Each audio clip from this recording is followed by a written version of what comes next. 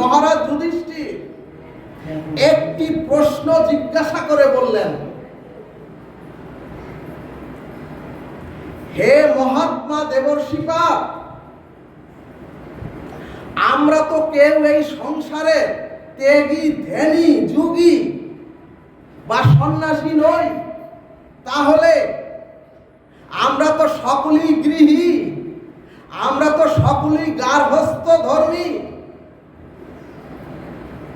সুধীজন নারদজির কাছে প্রশ্ন করলেন,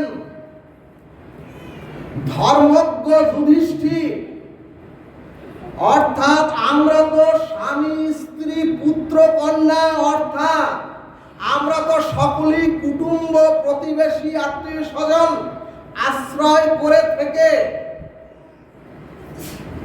আমাদের সারাটা জীবন চলে যায় জীবন আর জীবিকার সন্ধানে। এই কারণেই যুধিষ্ঠির মহারাজ নারদজির চরণে প্রশ্ন করে বললেন,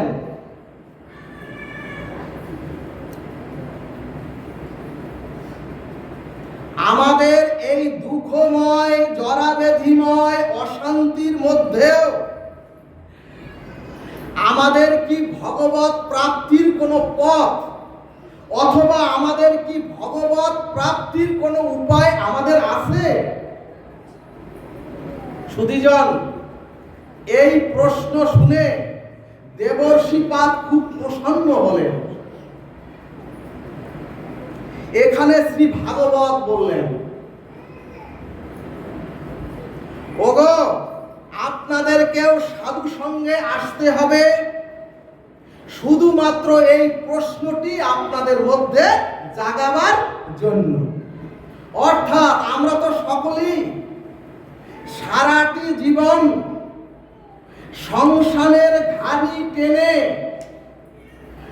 স্ত্রী, পুত্র, পরিজন আর আত্মীয় স্বজনের ভরণ পোষণের জন্যই জীবনটা কাটাচ্ছি। তাহলে আমার উদ্ধার, তাহলে আমাদের কল্যাণ আর ভক্তি প্রাপ্তির উপায় কি? কিন্তু সুধীজন, আজকাল মানুষের মধ্যে রাজনৈতিক, এমনকি সাংসারিক আর পরনিন্দা এবং পর সমালোচনা একটা খুব বেড়েছে সমাজের মধ্যে।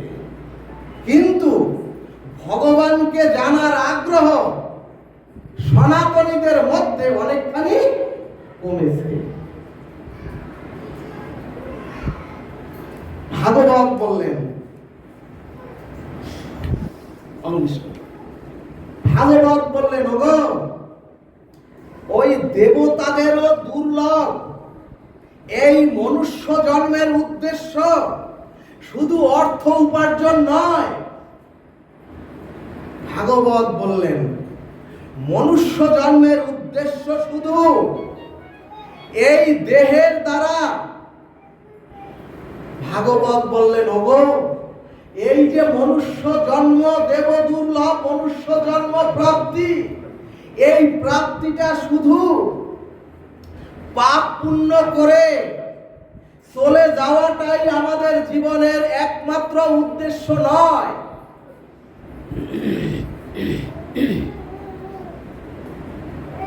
শাস্ত্র বললেন, পাপ পুণ্য এই দুটি কর্ম আছে বিধায়, পাপ আর পুণ্য এই কর্ম দুটি আছে বিধায় আমাদের এই চরাচরে জন্ম হয়েছে।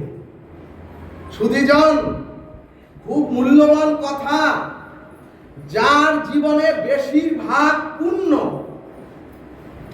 অর্থাৎ যার জীবনে 99% পুণ্য, তিনি স্বর্গারোহণ করেন।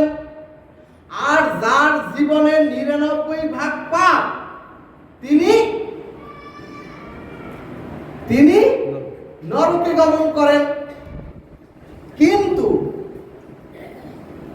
কিন্তু স্বর্গ সুখ ভোগার পরে আর নরক যন্ত্রণা ভোগার পরে সাপদ সংকুল জীবজন্তু হয়ে আসতে হবে। পুনঃ পুনঃ জন্ম হয়। এরপরে ভাগবত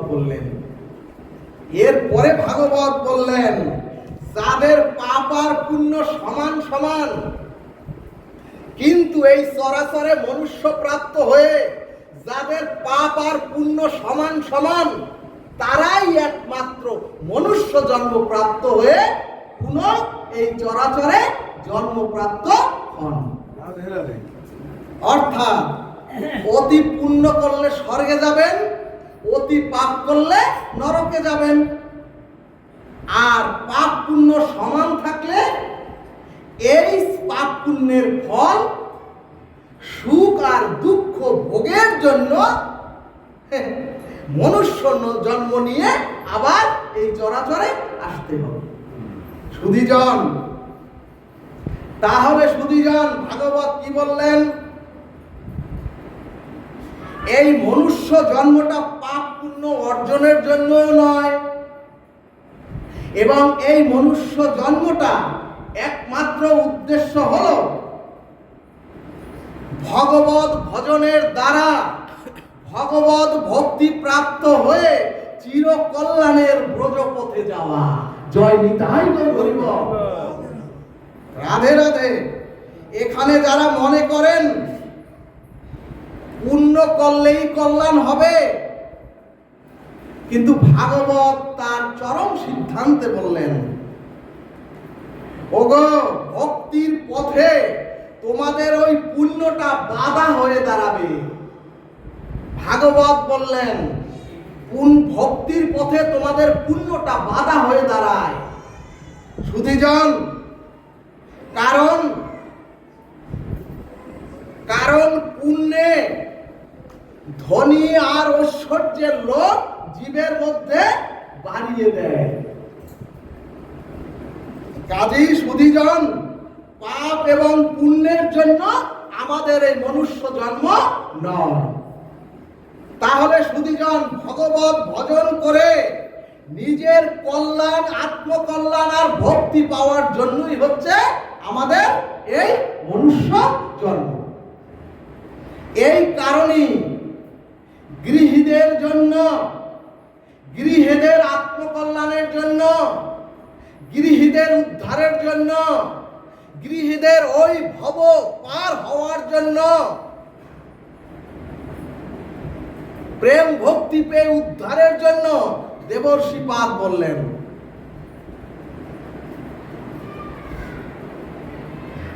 ভাগবতম শ্রদ্ধা ধানম, ভাগবতম শ্রদ্ধা ধানম যথা কালম উপাসান্ত জনাবৃতম। সুধীজন, অর্থাৎ ভাগবত কথা শ্রবণই হচ্ছে জীবের একমাত্র উদ্ধারের পথ। বলো না, রাধে রাধে। রাধে রাধে। ভক্তগণ, দেবর্ষিপাদ তার এই বাণীতে জগৎ জীবকে যাগযজ্ঞ করতেও বলেননি। দেবর্ষিপাদ জগৎ জীবকে কোন ধ্যান জ্ঞানের কথাও বলেননি। দেবর্ষিপাদ বললেন, ওগো ওই রসিকেন্দ্র মৌলি লীলাময় শ্রী গোবিন্দের লীলা কথা শ্রবণই হলো জগৎ জীবের অথবা গৃহী জীবের প্রেম ভক্তি পেয়ে উদ্ধারের একমাত্র পথ। জয় নিতাই গৌর হরিবল। তবে এর সাথে বললেন শ্রদ্ধা ধানম, অর্থাৎ হরি কথায় শ্রদ্ধা বা রুচি থাকতে হবে। এখন প্রশ্ন, দেবর্ষিপাদ তো বলে দিলেন আমরা যে প্রতিদিন ভগবত কথা শ্রবণ করব, সেই সময় বা সেই ব্যবস্থা তো নাই। সুধীজন, এছাড়াও তো আমাদের দেহের রোগ শোক, আমাদের দেহের জরাব্যাধি, আমাদের মৃত্যু ভয়, এই ভয়ের মধ্যে আমরা হরি কথা কখন শ্রবণ করব? সুধীজন, এখানে দেবর্ষিপাদ বললেন যথা কালম। দেবর্ষিপাদ বললেন যথা কালম, অর্থাৎ দেবর্ষিপাদ বললেন ওগো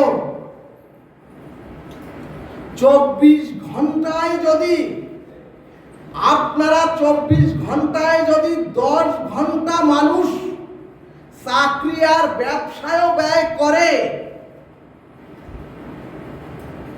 24 ঘন্টার 10 ঘন্টা গেলে এর পরের 14 ঘন্টার মধ্যে যদি মানুষ 7 ঘন্টাও ঘুমায়, 14 ঘন্টার মধ্যে যদি সারাদিনে 7 ঘন্টাও ঘুমায়, এরপরে যদি মানুষ শেষের ওই 7 ঘন্টার মধ্যে মানুষ যদি তার 4 ঘন্টা তার আহার বিহার, স্বামী স্ত্রীর ভরণ পোষণ, দেখাশোনা এবং বিশ্রামেও ব্যয় করেন,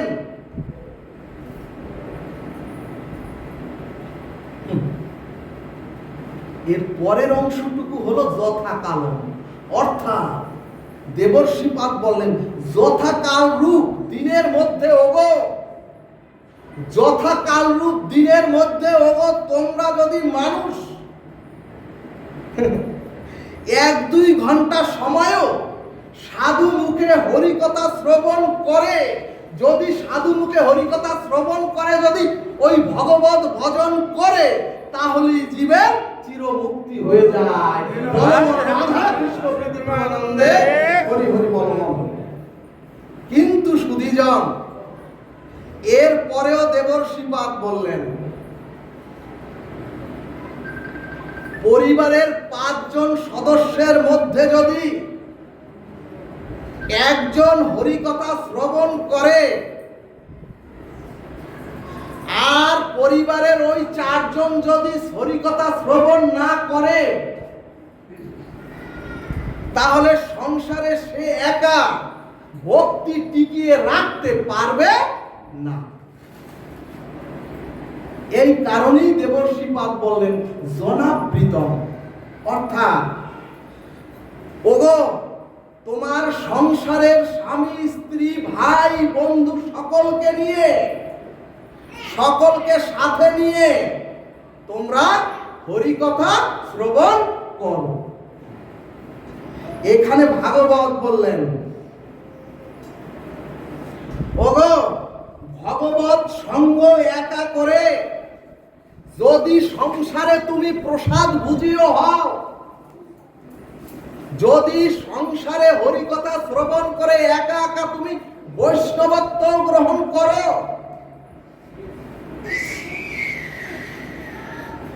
আর সারাদিন গৃহে বসে যদি ওই 4 জনকে বাদ দিয়ে একা একা তুমি জপ তপ করতে থাকো, কিন্তু পরিবারের অন্য জনদের যদি এই ভাব উদয় না হয়, পরিবারের ওই 4 জনের যদি তোমার ওই বৈষ্ণবত্বের ভাব না জাগৃত হয়, সুধীজন, তাহলে সেই পরিবারে আপনি একা কখনোই ভক্তি টিকিয়ে রাখতে পারবেন না।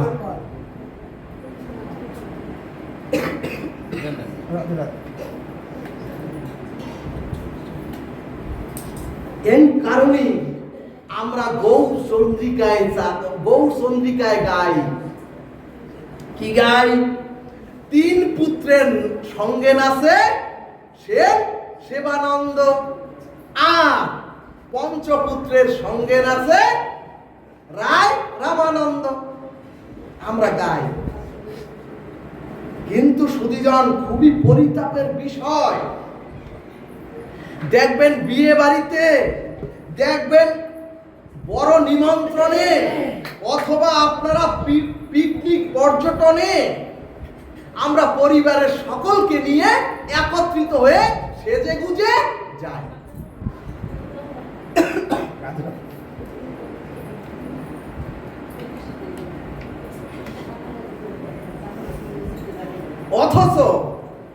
অথচ দেখবেন এই মধুর হরিনাম, এই অমৃত সাধু সঙ্গে আমরা পরিবারের সকলকে নিয়ে আসি না। ভাগবত বললেন ওগো কষ্ট পাবেন না।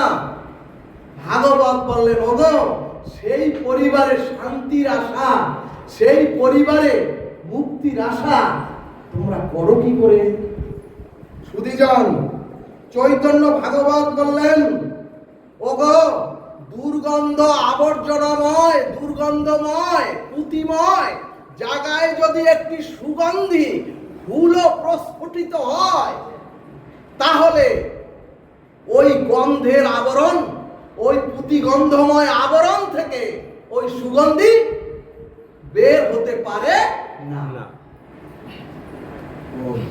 এজন্যই ভাগবত বললেন আপনার সন্তান যদি নেশা করে, আপনার সন্তান যদি অসৎ সঙ্গে উচ্ছন্নে যায়,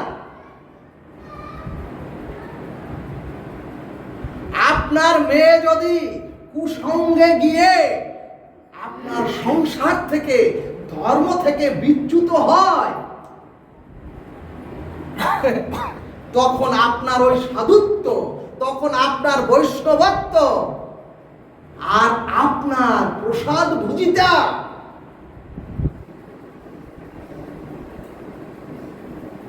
ভাগবত বললেন সব তোমার চুলোয় যাবে।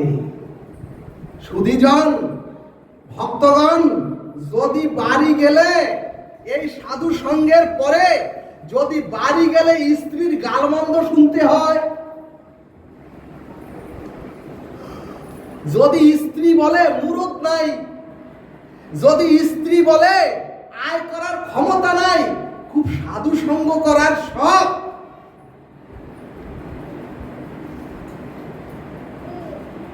যদি সন্তান বলে গৃহের ঘরে চাউল নাই, তোমার সাধু সঙ্গ করার এত স্পৃহা।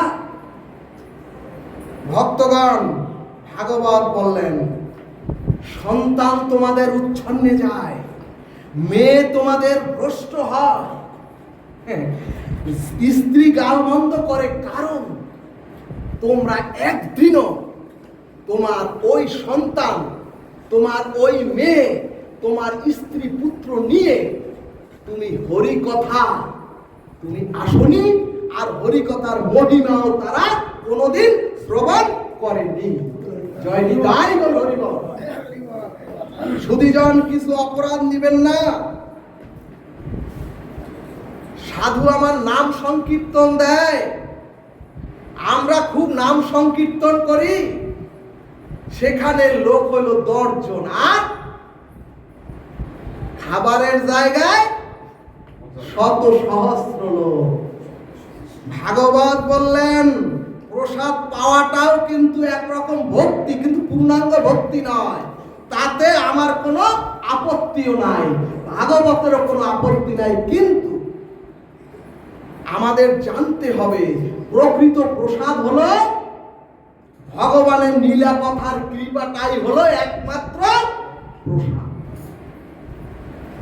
এরপরে ভগবান, অখণ্ড পরতত্ত্ব ভগবান শ্রীমদ্ ভগবত গীতায় বললেন মদ চিত্ত মদগত বুধান্ত পরস্পরম। কি বললেন ভগবান? অর্থাৎ ওগো তোমরা যদি শান্তি আর উদ্ধার পেতে চাও, ওগো তোমরা যদি এই মহা সংসারের অভিশাপ থেকে চিরকল্যাণ পেতে চাও,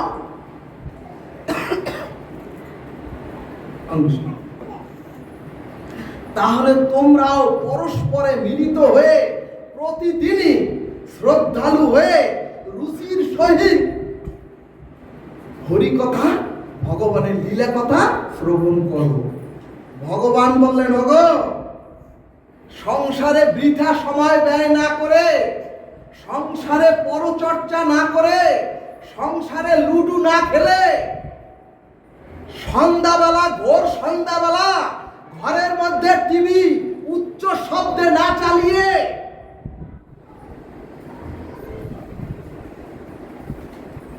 বাড়িতে বসে হরিনাম হরিনাম করো। আর প্রয়োজনে যদি নিজেরাও না শুনতে পারো হরিনাম, তাহলে মোবাইলে এত ইউটিউবে দিলাম, তাও কেউ শুনে না। ভাগবত বলছে প্রয়োজনে তোমরা মোবাইলে হরিকথা শ্রবণ করো। সুধীজন, এর উত্তরে এখন একটা প্রশ্ন। আমরা তো এত বেশি প্রশ্ন করি, এখন প্রশ্ন সকলে মিলে হরিকথা শ্রবণে এমন কি আছে হরিকথার মধ্যে সংসার বন্ধন থেকে মুক্ত হয়ে আমরা প্রেম ভক্তি প্রাপ্ত হব? তখন শ্রীমতী রাধারানী বললেন, ভগবানের প্রিয় ভক্ত সাধু মুখে হরিকথা শুনলে শ্রীমতী রাধারানী বললেন, ওগো জগন লীলা চরিত পীযুষ বিপ্লুত। রাধারানী বললেন, দ্বন্দ্ব ধর্ম বিনশ্বতি। কি বললেন শ্রীমতী রাধারানী?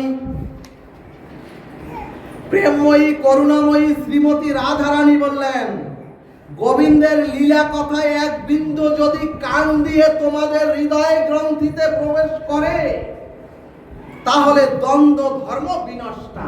অর্থাৎ গোবিন্দের কথা যদি তোমরা শোনো, তাহলে তোমাদের স্বামী তার শ্রদ্ধা সহিত যদি শোনো, স্বামীর প্রতি যে স্ত্রীর একটা প্রবল আসক্তি এবং স্ত্রীর প্রতি যে স্বামীর একটা প্রবল মোহ এবং পুত্র কন্যার প্রতি পিতা মাতার যে একটা অতিরিক্ত মমতার মোহ, শ্রীমতী রাধারানী বললেন, এই মোহ ধর্ম হরিকথা শ্রবণ করলে ধীরে ধীরে তোমাদের দেহ থেকে বিনষ্ট হয়ে যাবে। বলো না গো রাধে রাধে। ভাগবত সিদ্ধান্ত দিলেন, সংসার বন্ধনের মূল কারণ হলো, এই সংসার বন্ধনের মূল কারণ হলো স্বামী স্ত্রী পুত্র কন্যার প্রতি আমাদের একটা অতিরিক্ত মায়া মমতার মোহ। সুধীজন, সংসারে স্ত্রী পুত্র সন্তান কুটুম্ব কখনো ভগবানের প্রেম ভক্তির পথে বাধা নয়। একমাত্র বাধা হচ্ছে ওই মমতার মোহ। কিন্তু পরমাংশ রামকৃষ্ণ বললেন, ওরে সংসারে স্ত্রী পুত্র কন্যা নিয়ে থাকবি থাক। রামকৃষ্ণ পরমহংস বললেন, ওরে সংসারে যদি থাকতে হয়, তাহলে কাঁঠাল খেতে হলে, কাঁঠাল খেতে গেলে যেমন হাতে সরিষার তেল মেখে ওই কাঁঠাল খেতে হয়, রাধে রাধে,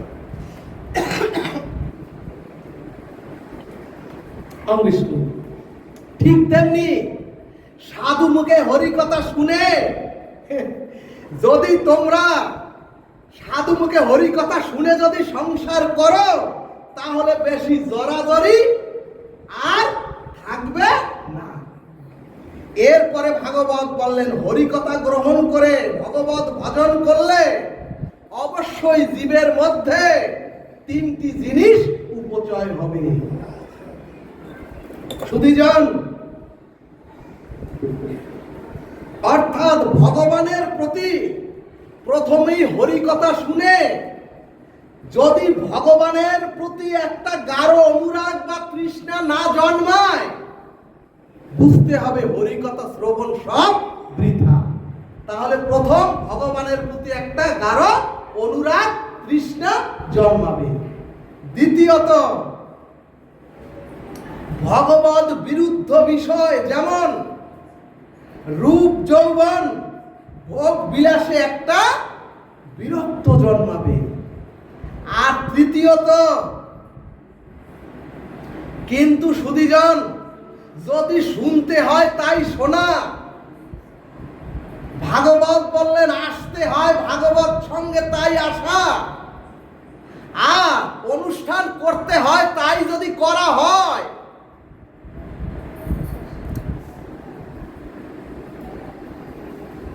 অর্থাৎ তখন দায় সারাবার এক চিন্তা আমাদের মধ্যে আর আসবে না। ভাগবত বললেন বহুদিন সাধু সঙ্গ হরিকথা আর ভজন করেও যদি জীবের হৃদয়ে ভগবানের জন্য অপরাক্ষ অনুভূতি দ্বারা ভগবানের প্রতি যদি একটা প্রিয়তা, ভগবানের প্রতি যদি একটি অনুরাগ না জন্মায়, তাহলে বুঝতে হবে সাধু সঙ্গ ভজন যথাযথ হয়নি। সুধীজন, বহুকাল ধরে দীক্ষা নিয়ে অনুষ্ঠানাদি করেও যদি ভগবানের প্রতি একটা অনুরাগ না জন্মায়, তাহলে জানবেন ধর্ম নয়, শুধুমাত্র অনুষ্ঠান হয়েছে এবং শুধুমাত্র সেই অনুষ্ঠানে লোকের মনোরঞ্জন হয়েছে, কিন্তু যথাযথ সাধু সঙ্গ হয়নি, যথাযথ ভজনও হয়নি। সুধীজন, ভাগবত সিদ্ধান্তে সুখদীপজি তার অমর বাণীতে দৃষ্টান্তে বললেন, ওগো, কোন জীব যখন সাধু মুখে মহতের কৃপা লাভ করে, যখন ভগবত বিরুদ্ধ কর্ম থেকে মুক্ত হয়ে যদি ভগবতের শাস্ত্র, এই সাধু সঙ্গত থেকে এই শাস্ত্র উপলব্ধি করে, যখন শাস্ত্র বাণীর দিব্য আলোকে জীব তার জীবন পরিচালিত করবেন, তখন এই হরিকথা আর হরিনাম জীবের কর্ণ দিয়ে যত প্রবেশ করবে, তখন জীবের অনন্ত জন্মের অনন্ত অপরাধ সমস্ত মূলগুলিও ওই হরিনামের দ্বারা, হরিকথার দ্বারা সব বিনষ্ট হয়ে যাবে।